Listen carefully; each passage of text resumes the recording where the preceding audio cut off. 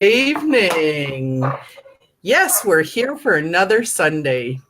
And for this week, we're going to take a look at breakthroughs we had and the different coaching sessions we've had during the week.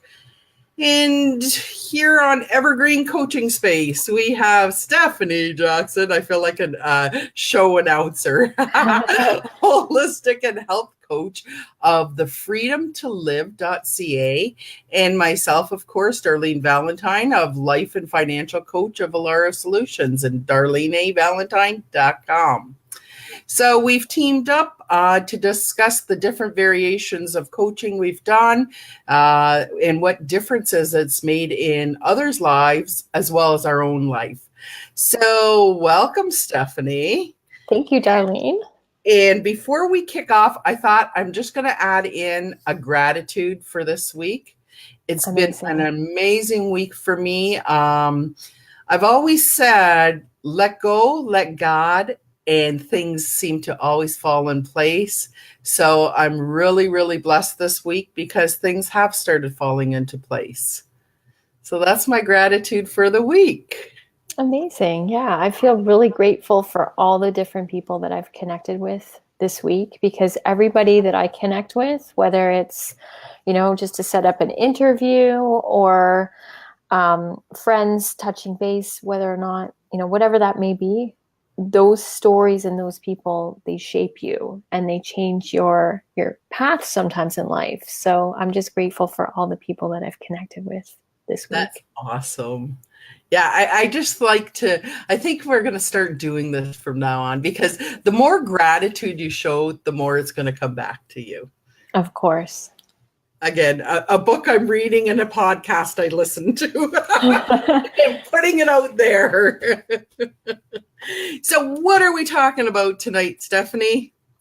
Well, I wanted to talk about some different breakthroughs. And, they might be small breakthroughs or monumental breakthroughs, but just a collection, a roundup from this week, whether it's ourselves or working with people in the field. What are some of those big breakthroughs this week? Okay. Oh, I think that's a great subject. Just before we got onto this podcast, or livecast, we were talking about how to say no. Right. Yeah. What a great topic that is. So have you ever struggled with any way of saying no to people, Stephanie? Oh, absolutely. Saying no. It could be something within work relationships, business relationships, family, friends. I've definitely struggled with that big time, because I think it's always that, I don't want to make the other person feel sad or hurt their feelings, or you do stuff to be nice, or you just say yes because it's easier than saying no. Yeah, and I think a lot of people fall into that category. I found I used to many years ago, not aging myself, but years ago, I used to be the yes person. I would say I was the people pleaser and I was the yes ma'am, like always saying yes to everything. Even if I couldn't bring it to completion, I'd be the first one to say, yes, I can do it. I can do this. I can do that. And then I found, as I've aged and experienced, of course, I went almost to the opposite of saying no. But then I discovered how I have to soften my nose up. Because as a lot of people know me, a lot of times I can be very blunt and I call a spade a spade. I'm a pretty upfront person, but then it's almost work for me to nicely or to soften the nose to people. Because to me, I've already had it analyzed, the reason why, etc. in my head, but no one can read what's in my head. So I have to be empathetic to explaining the reasons why I've said no. Because I think it's only fair if you're going to say no outright. It's like, no, I can't do that. I'm otherwise tied up. I'm otherwise busy. instead of saying, no, I can't. Yeah, That and I think really there's does also float. some searching inward when we say yes or no, because I mean, I work a lot with people on getting to their core and their core values and alignment. And when we're making decisions, again, macro, micro decisions in our day, in our life, if those decisions, if that yes doesn't align back to our core values of what we value, of what we believe in, if we're just doing it to please someone, maybe people pleasing is not our top values. Absolutely. And then when we say yes and we go through it all, we feel frustrated and annoyed at ourselves. We beat ourselves up and say, why did I spend all that time or do all this, use up all my resources when I could have just said no? I didn't have time for that. Like you said, sometimes we say yes and we know we can't even follow through on it to completion, but we say yes anyway. And then it just adds up more onto our own plates. Oh yeah, and it adds up to your own stress level. Yeah. Like I know when I can't keep something afloat, that is huge, plays huge on me. But I've grown and I've learned in life that I don't take on too much. Do I still fall into the trap of being a yes person? Absolutely. I still fall in, not as much, So but what are it some depends. strategies then? Like what are some strategies to say, like sometimes we're caught off in the moment, right? Mm-hmm. And it's like, can you do this for me? Da da da da da. And we're like, oh yeah, no problem. But before having thought about it further. So like what are some strategies to deal with? So for me, I know I have a stick it note on my monitor Yeah. because I need to stop, think, and adjust. So rather than that pure excitement of wanting to help someone, I have to stop first.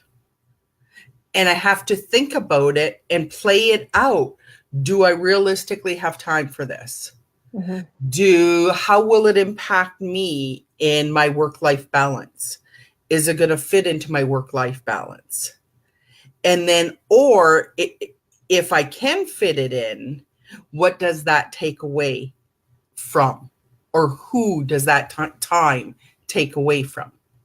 Yeah. So that I know for me, I kind of look up at that stick it note and say, I'm not going to be just the yes person. I got to think about this. I've got to absorb it and think of how it's going to play out rather than reacting. So I step back. Nice. I have a similar strategy too, where it's I'll get back to you. I have to check my schedule, but at the same time, I've learned, and I work with this in my program, is I help people design a blueprint. It's basically an outline for your ideal week.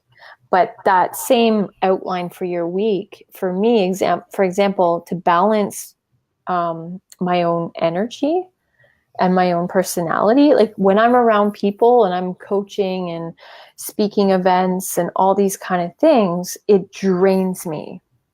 Yeah. Absolutely. So I know that I can't be Monday to Friday out there networking and on stage and on the phones. And I need to have that quiet creative space in my schedule. So I'll set up blocks of time where I know my networking times are Wednesdays. Yeah. I've got most of the day open. I plan it out and then I'll be like, oh yeah, I can, if it works, this is when I'm available, maybe a Wednesday or a Friday morning. But other days, it's like, no, it doesn't mess with my health and wellness routine. It doesn't mess with my coaching schedule. And then when I do have events, I need that creative time just to be alone to prepare. So, like, everything has a time and its place. For sure. For sure. No, I like that strategy as well. And you taught me a lot that way with that blueprint of scheduling that time in those blocks. Yeah. So I know which route I'm going on. Any other strategies that you can think of that people could implement into their lives? Well, just a quick one. This is from a book that I've been reading, actually listening to, called 52 Ways to Live a Kick-Ass Life by Andrea Owen. And she's a life coach.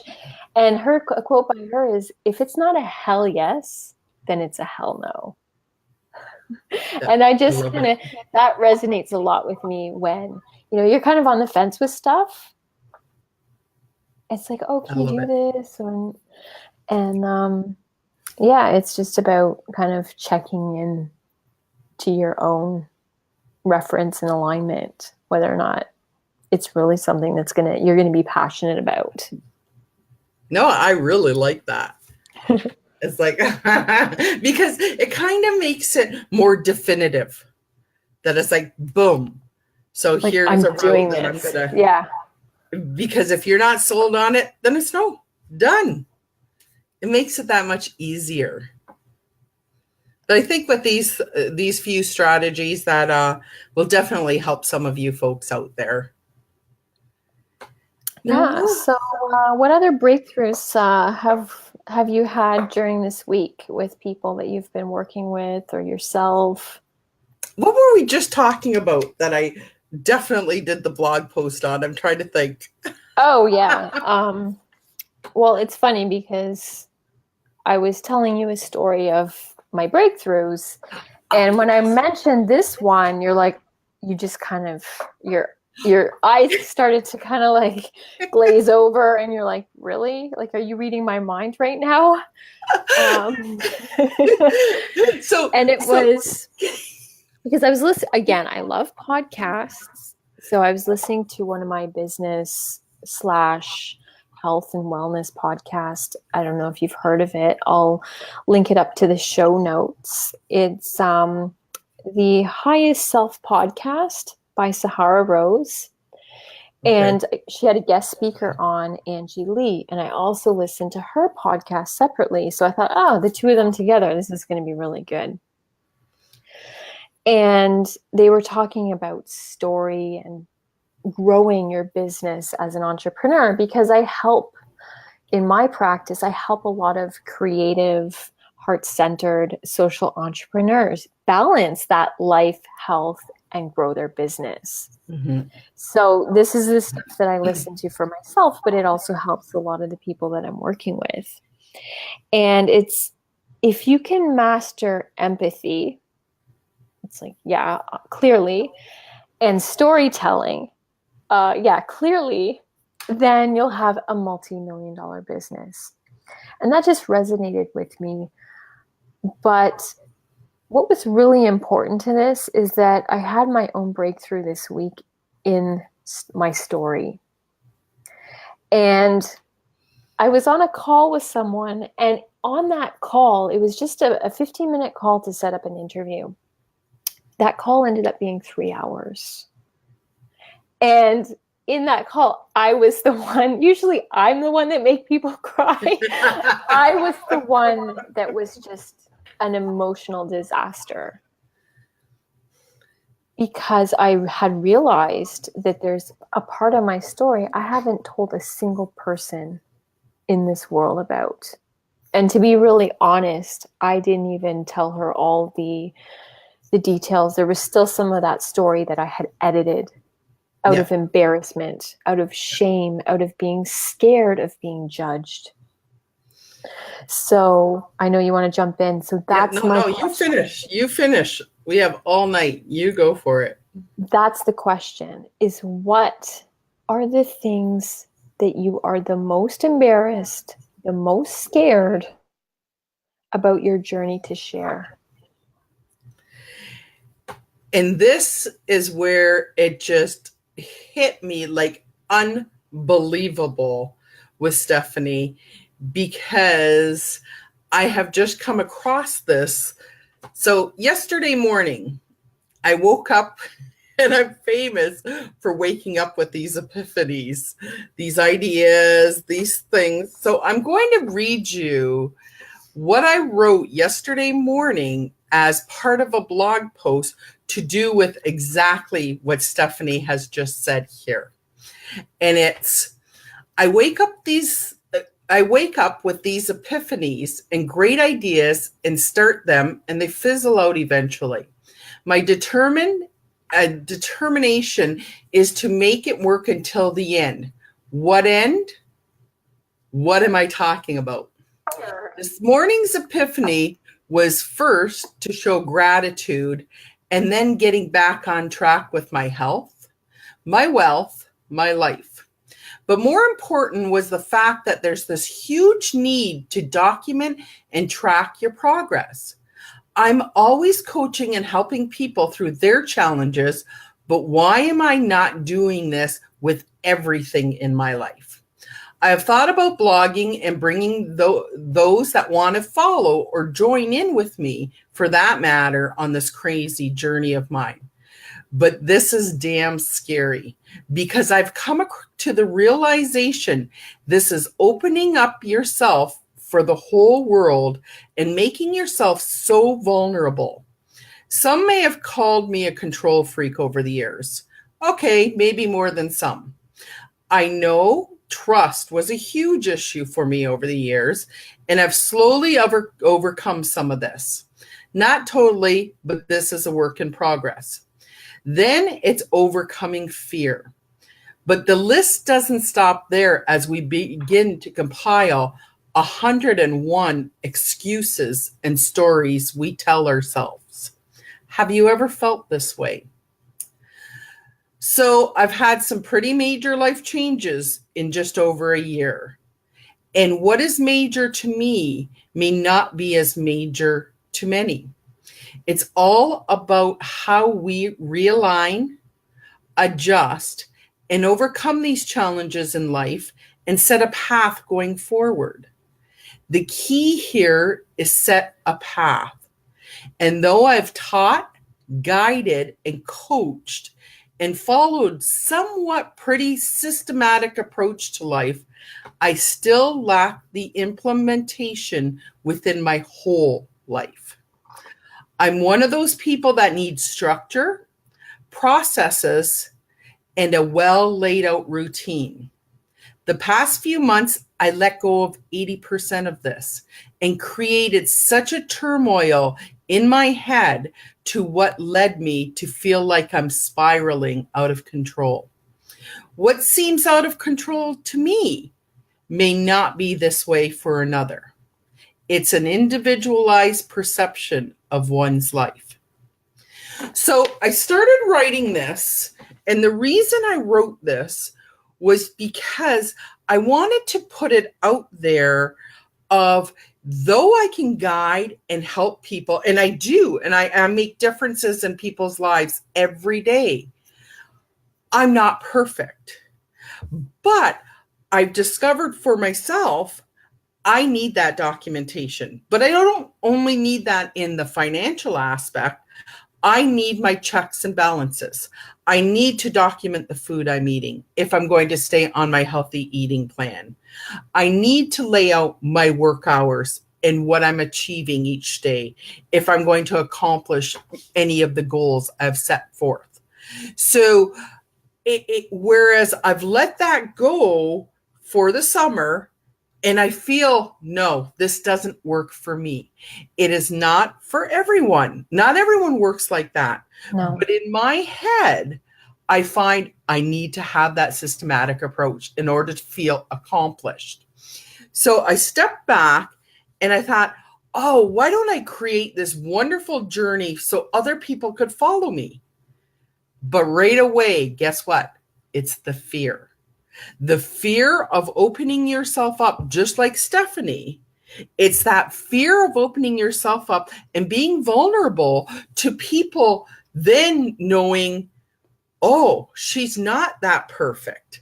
So how does that impact my business? So then I took it one step further and thought, well, maybe I'll do this on an anonymous basis. I'll get a whole different website to have people start following me because of not to be judged. And then you made a great point, Stephanie, is why? This is the person I am. I am vulnerable. I know my experience level and what a difference I make in people's lives. So why do we fear? Why do we fear that judgment from someone else? Because that was the first thing that went to my head was, oh my gosh, I'm this great coach. I'm helping these people. But if I open myself up to show my vulnerabilities, will that impact my business negatively? The thing is that people resonate with the imperfect. Nobody is an expert here. Nobody has like all the answers. Going through our journey, the learning that we've done, the breakthroughs that we've gone through, going through that is what says at the end of it, okay, you know what? These are the things that I've struggled with. These are the things that I've overcome.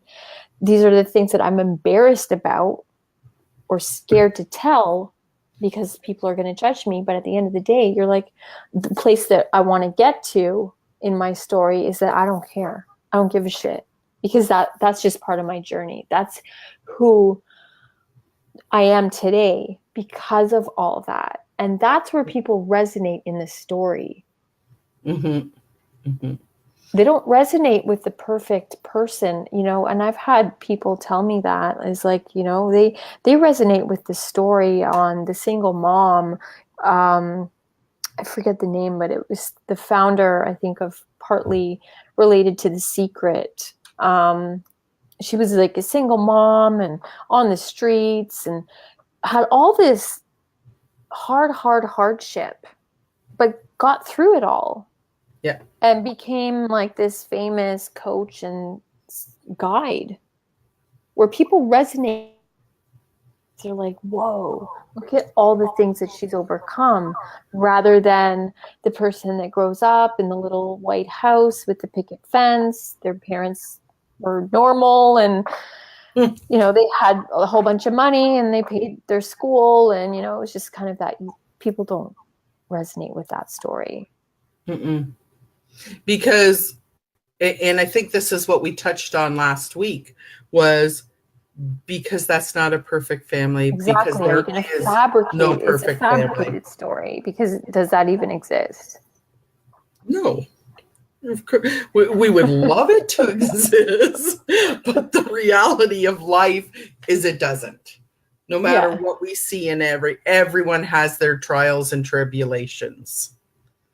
Everyone has their ups and downs. And some are higher mountains than others to climb. Yeah. And that's why I'm always cognizant. And especially when I wrote this yesterday morning, it's so funny how we align so much in life. But I wrote that yesterday morning because my journey may not be as dramatic as other people's journey. But the way I take it is that dramatic within myself. So to me, and that's why, again, I brought into the gratitude portion, is because I think it's important, because I am grateful for what I do have. Like, I'm very blessed. I have a roof over my head. I have food in our stomachs. I have a beautiful family. That it's like, why was I so narrow to think, oh my gosh, I don't want to write this down in that fear. But when I look back, it's like, I'm very blessed. I just have to realign myself again. And life is always learning and growing and developing and trying new strategies. And that's going to be continual. Like, I have been a pursuer for knowledge my whole entire life. I don't know if anyone ever remembers Leo Buscaglia. Well, I used to read his books, and I read everything about it. And that was going back probably when I was like 14, 15, 16. Tony Robbins. Oh my gosh, I have followed him for years. Like, I'm always into this self-development. Mm-hmm. And growing. And I think life is that way. It's all about growing and learning from our journeys. 100%. Yeah. So, having said that, I may start putting out more of myself on my blog posts just so people can relate to watching the transformation. And I think a lot of it is, as we know, my health, my eating, my diet. That's this summer has been an up and down, a try. But as I coach people with their finances, if you don't write it down, you're not accountable to it. And then I took that step back. I've got to document what's going into this mouth because I have to be accountable to it. And that is like, I've got to write down what is going on every single day because then I'm accountable for it. And not everyone is that type A personality where it has to be a check mark and a box tick, but that's my personality and I'm okay with that. I just thought I could go on the fly for a few months and it didn't work. So now it's back in order again. I believe that there's a balance. I mean, it's funny when you say like go with the flow and be on the fly is yeah, it doesn't work for everybody, even though it's like I'm naturally, that's kind of the way I just am. So this week I've had my kids are at camp, so I've been very much go with the flow, but it's messed up my, like what you said about the being accountable and the feeling of like I didn't do enough, even though I did a whole bunch of stuff. But it's like, no, I got to get back to that balance of here's the routine, start my day from 5 to 8, I do this. Then I have my break from 9:30 to 12:30 where it's go with the flow, but within that section, as opposed to just like every day is you wake up and there's just, you kind of do what you want. That doesn't work with health routines, with fitness routines, with eating healthy, with sleeping. That doesn't work. No. So I totally agree. It might be adjusting our personality to kind of fit, but to create that balance where it's not painful, but it's just creating that balance. It's creating the balance, but looking at the positives too. Like when I had said being grateful, but then I stepped back and I thought, you know what? I still woke up 4:30 on most mornings and went for my walk. Yeah. And it was like, okay, I wasn't as bad. And it's so funny is if we don't track it, we don't know. But we make things so much worse in our head. Like with our finances, we make this so much worse that because you haven't written it down. And it's like, oh my gosh, I've just ruined it. I've just ruined my whole, for like last 2 months of summer, I've just ruined my whole diet. But then when you step back and think, you know what? I'm hitting my 10,000 step goal. And that's 4 or 5 times a week. That's key. I believe that everybody should end their day with a list of what you did do in that day, right, as opposed to the looking at our list of all the things that we didn't check off. Yep. Because on that list, if you whether or not you have a list or whatever your strategy is, if you're one of those, okay, I think we say like, even if it's just in our head, okay, I want to do 1, 2, 3, 4 things today. We never. How often do you ever get it 100%? I don't think ever it happens because stuff comes up, people call, there's an email, the dog, gets into a big mess and then you have to spend 3 hours cleaning it up, or your kids are doing something. Like there's always something that throws off the routine no matter what. And I think what Tim Ferriss said, if you do, I think it was 2 things or 3 things off that list of 15, you've had a great day. Yeah. According to Tim Ferriss. I don't know if it came from him, but I was influenced either by Tim Ferriss or Tony Robbins. But in my practice, I give people the 3 micro musts. What are those 3 things that you have to do that align with your values that take less than 15 minutes that you can do in your day? And that's it. Like that's your mic. If you get those things done, you've hit your values and you're ahead of the game. Which is great. So, you know what? Having said that, we're wrapping up now.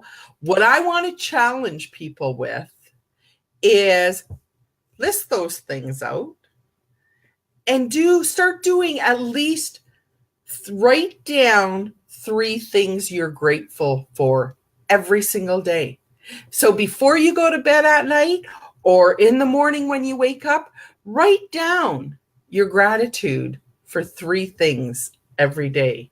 And I think what happens over time is it starts to change your mindset. It starts to help you really appreciate what you have, not what you don't have. Mm-hmm. So we've talked about a lot today. We started our conversation with saying no. Yep. And then we talked about, our story. What are those things that you're most embarrassed, scared to share about your journey? And then finally, just some strategies: gratitude, the 3 micro musts, and then end your day with what you did do, not what you didn't get done. I love it. So that wraps up for today, folks. We can't wait to see you next Sunday, and have an amazing week. Have a wonderful week. Stephanie. Bye. Bye.